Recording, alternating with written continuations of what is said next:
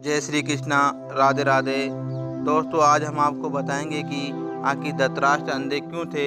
ये महाभारत की रहस्य कहानी से हम पर्दा उठाने जा रहे हैं, तो इसे ज़रूर देखें और लाइक करें और कमेंट में जय श्री कृष्णा जरूर लिखें। महाभारत ग्रंथ अपने अंदर बहुत से ऐसे रहस्यों को समेटे हुए हैं, जितना हम उनको बारे में जानना चाहते हैं उस जानने की इच्छा और आगे हमारे मन में और उत्पन्न होती जाती है।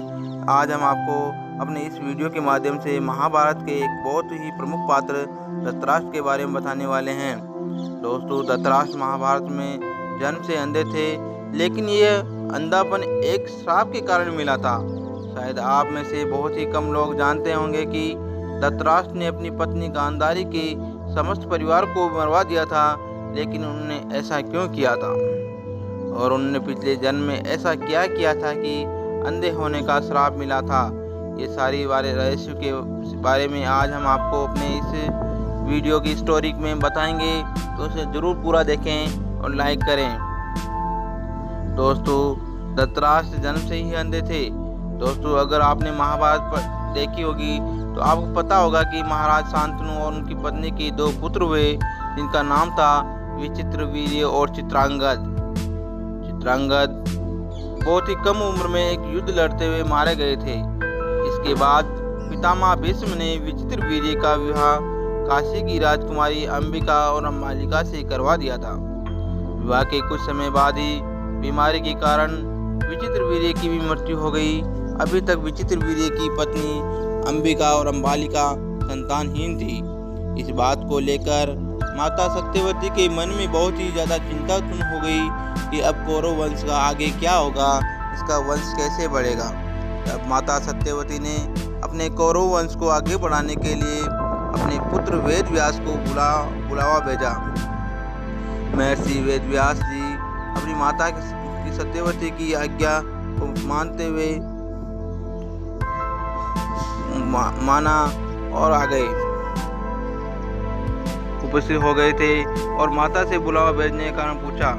तब सत्यवती ने वेदव्यास से कौरव वंश को आगे बढ़ाने का उपाय पूछा। महर्षि वेदव्यास जी ने माता सत्यवती की चिंता देखकर अपनी दिव्य शक्तियों से अंबिका और अंबालिका से संतान उत्पन्न की थी। दोस्तों, अंबिका ने महर्षि वेदव्यास का तेज देखकर अपनी आंखें बंद कर ली थी। इसी कारण से उनकी अंधी संतान के रूप में धृतराष्ट्र का जन्म हुआ था और दूसरी रानी अंबालिका महर्षि वेदव्यास से डर गई थी और उनका शरीर पीला पड़ गया था। तो इस वजह से उनके गर्भ से उनके संतान के रूप में पांडु का जन्म हुआ। पांडु अपने जन्म से ही बहुत कमजोर थे।